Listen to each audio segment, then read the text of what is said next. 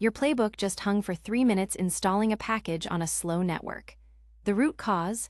A default timeout that's way too short. Let's break down Ansible Package and Service modules, how it works, and the exact mistake behind that failure. Ansible provides modules to manage packages and services across different operating systems. The Package module abstracts distro-specific package managers, while the Service and System modules control daemons. The Package module is your Swiss Army knife for cross-distro package management. It automatically detects the system's package manager, but it does not update the package cache. Here's the basic usage. This works on Debian, RHEL, Fedora, and more. To update the cache, use a separate task with the distro-specific module. Use cache valid time to avoid updating too often. This task updates the apt cache only if it's older than 1 hour, and only on Debian-based systems. The Apt module is for Debian-based systems. It supports cache update, purging configs, and controlling recommended packages. This installs Nginx and updates the cache if needed. For RHEL-based systems, use Yum on CentOS 7 and Dnf on RHEL 8+. They support enabling specific repositories and allowing downgrades. Basic Yum install with cache update. The Pip module installs Python packages. Always pin versions to avoid unexpected upgrades. Pin the version to ensure consistency across environments. The Service module is the traditional way, but it lacks daemon reload. On modern systems, use the System module.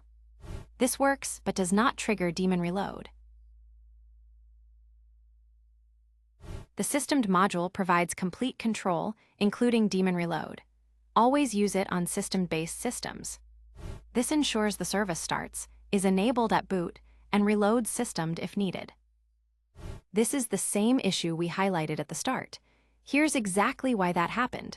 The playbook modified the unit file, then used the Service module to restart the service. The Service module does not call daemon reload, so systemed used the old cached unit file, causing the unit not found error. The root cause was using the Service module to restart Nginx after a unit file change, which does not trigger daemon reload, causing systemed to use stale unit file and fail to start the service. The fix was to replace the Service module with the System module and set daemon reload. Yes, we also added a handler to trigger daemon reload only when unit files change, preventing unnecessary reloads. This is the exact mistake from the incident. The Service module does not trigger daemon reload, so System uses the old unit file. If the package cache is stale, the install fails with E, unable to locate package. Always add update cache, yes. Using state, latest can pull in breaking changes. Always pin to a specific version. The article mentions using loop with package, but doesn't show a complete example with variable-driven package lists. Here's a robust pattern that uses vars and Ansible OS family to handle distro-specific package names.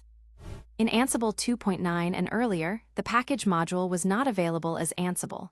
Built-in, package, it was simply package.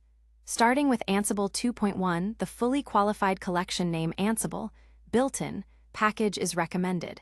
If you use the short name package in newer Ansible versions, it still works but may trigger a deprecation warning.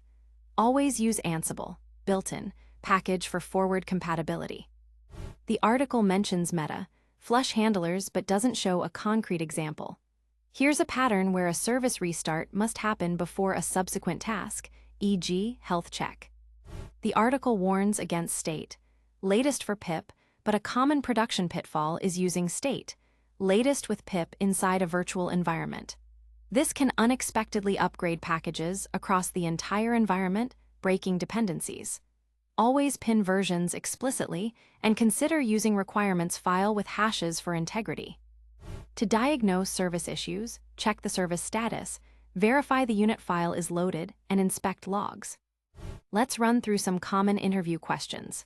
Difference between service and systemed. Systemed supports daemon reload, scope, etc. How to handle cross-distro packages. Use package module with separate cache update. Purpose of daemon reload. Reload systemed config after unit file changes.